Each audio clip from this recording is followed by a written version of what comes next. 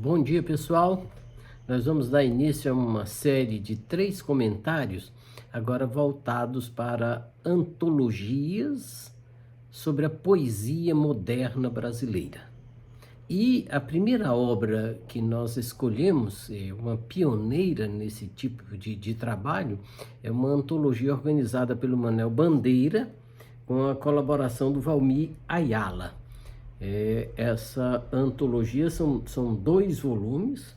O primeiro é esse aqui, como se vê, ela denomina-se Poesia Moderna e Antes do Modernismo e Modernismo.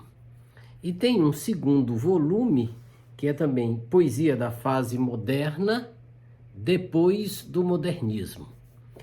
Essas 2 antologias, eu imagino que elas tiveram uma outra edição anterior a essa que eu tenho, mas que eu não conseguia ter acesso a elas.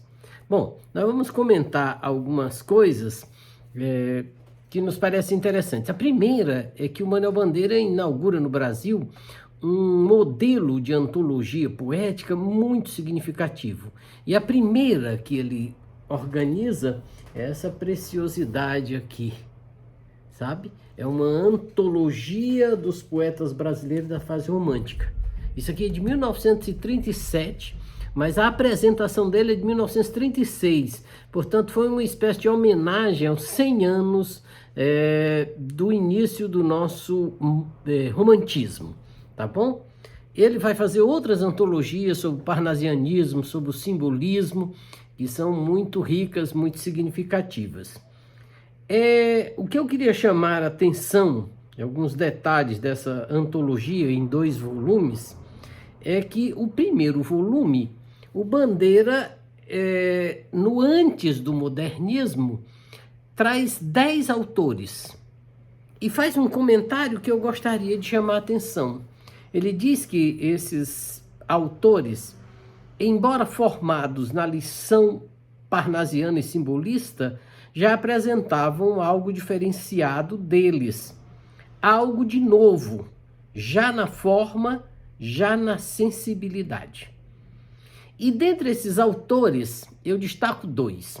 O primeiro, que é o primeiro da antologia, é o nosso Augusto dos Anjos.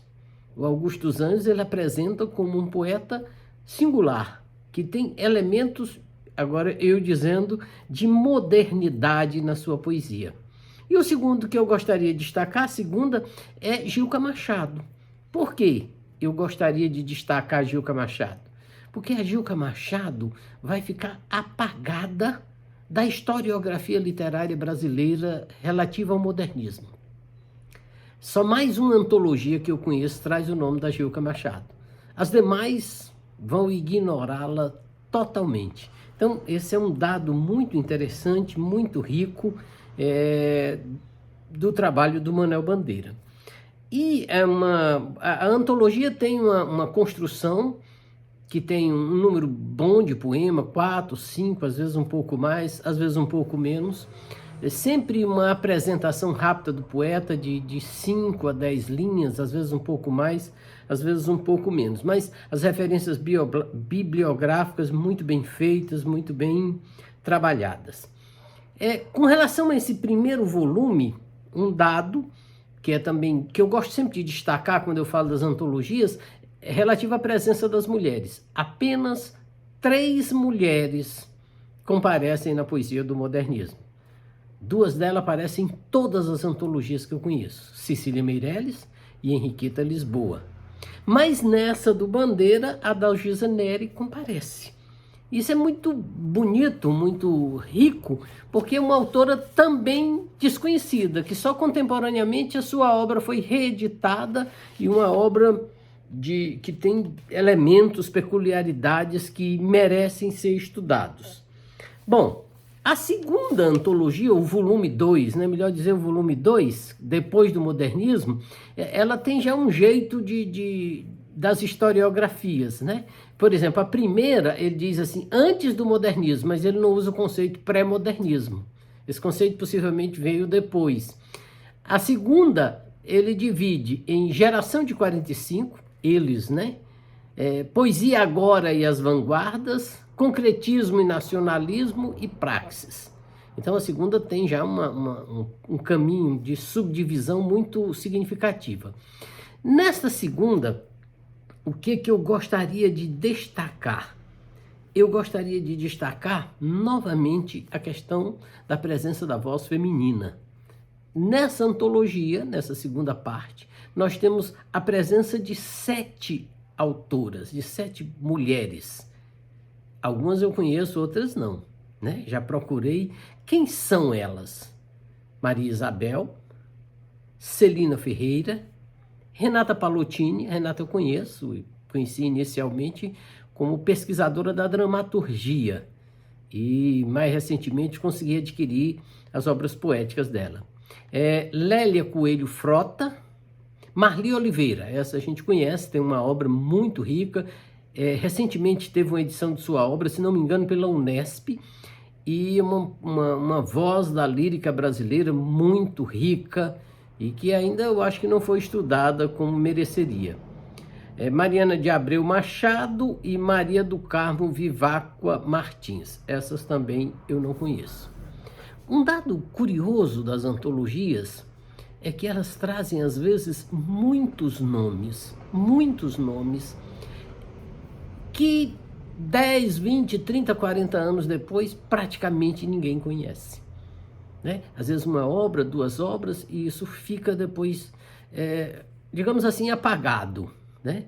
Por quê? Essa é uma questão que eu não sei responder, mas eu suspeito de algumas coisas. Primeiro, às vezes as obras não foram reeditadas, a pessoa morre, fica mais velho, as obras não foram reeditadas. Então o acesso a elas ficou mais dificultoso. Às vezes não tiveram estudos, né, sobre elas, voltado para elas. Às vezes não foram consignadas nas obras historiográficas, nas obras dos críticos literários. Mas isso é um fato interessante da gente ficar atento. Pode ser que tenha muita coisa aí rica, bonita, significativa que a gente não conhece. Isso é um dado para a gente pensar com relação às antologias. Os que ficam, os motivos são os mais variados. Mas, por exemplo, no volume 1, é claro que figuras como Oswald de Andrade, Mário de Andrade, Manuel Bandeira, Carlos Drummond de Andrade, Murilo Mendes, Jorge de Lima, são poetas que estão aí, que têm as obras reeditadas, um livro, ou uma coleção, ou uma antologia pessoal. No volume 2, talvez a figura mais marcante da chamada geração de 45, que é um conceito muito discutível, é João Cabral de Melo Neto. Nessa geração de 45, há muitos poetas que, de certo modo, também não alcançaram toda a divulgação, o conhecimento, melhor dizendo, que teve um João Cabral de Melo Neto. Não estou dizendo que são melhores ou que são piores por causa disso. Não tiveram visibilidade, ou não tiveram visibilidade para grande parte dos leitores e da população. Isso é uma questão que fica para se pensar, né? Para se pensar. E também para quem está na universidade, para quem é pós-graduando, por exemplo, para investigar. É muito interessante investigar os poetas que ficaram um pouco esquecidos na estante.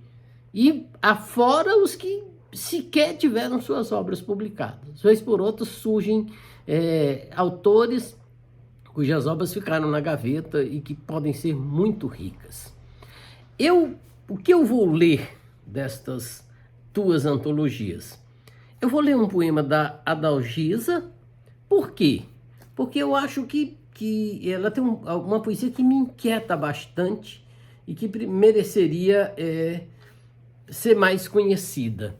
Esse poema que eu vou ler chama-se Um Dia a Menina Olhou o Álbum de Retratos. É um poema que me inquieta e que talvez merecesse uma leitura, talvez até de caráter psicanalítico ou coisa assim. Pela fresta do céu, desceu um pensamento nos olhos da menina, que folheava o álbum dos antepassados. Suas mãos pararam a página com o retrato do homem Croizet, que não era seu pai nem seu avô. Era o irmão de leite do seu tio, que havia suicidado por amor. As pupilas da menina passearam na boca do retrato, desgrenharam o penteado, pararam na curva da orelha e por baixo do plastron. Ela sentiu o perfume guardado há muito tempo. Puxou com os olhos o álbum para bem dentro de seu corpo. Os seios gritaram em diâmetro, se turgindo. Ela se esfregou com um movimento de cabeça, as pontas pesadas da cabeleira em sua nuca. A menina casou com um homem fora do álbum. Mas seu primeiro filho era igual ao do retrato de leite, ao do retrato do irmão de leite de seu tio, que havia se suicidado por amor. E que os seus sentidos ressuscitaram e guardaram para imprimir formas desconhecidas nos presentes e amar a memória dos ausentes. Este é o poema, para mim, muito significativo, incógnito sobre alguns aspectos, inquietante. O segundo é um poema mais de caráter lúdico, que quando eu li a primeira vez eu dei uma risada e continuo achando muito engraçado, bem-humorado, irônico. E é de um poeta que ficou muito conhecido, hoje está um pouco assim esquecido, que é o Ascenso Ferreira, um poeta aqui de Pernambuco, e que tem uma poesia muito voltada para temas das nossas tradições e outras questões também. O poema chama-se Filosofia e diz assim: hora de comer, comer. Hora de dormir, dormir.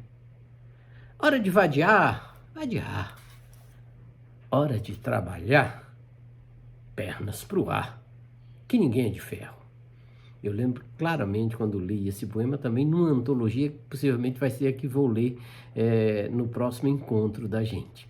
E do segundo volume, eu escolhi um poema de um poeta que ficou muito conhecido, talvez mais até como crítico literário, que é o Ledo Ivo.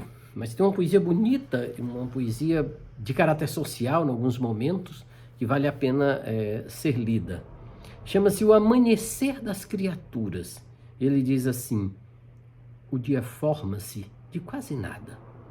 Um seio nu por entre pálpebras. O sol que raia e a luz acesa no arranha-céu que a aurora lava.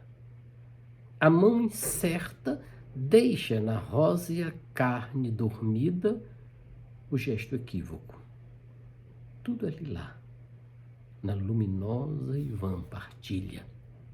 No dia imenso nascem tesouros, curvos, redondos. O pão à porta, depois o leite e o erguer dos corpos. Eu fico por aqui, apresentando essa grande antologia em 2 volumes, do Manuel Bandeira e do Valmir Ayala.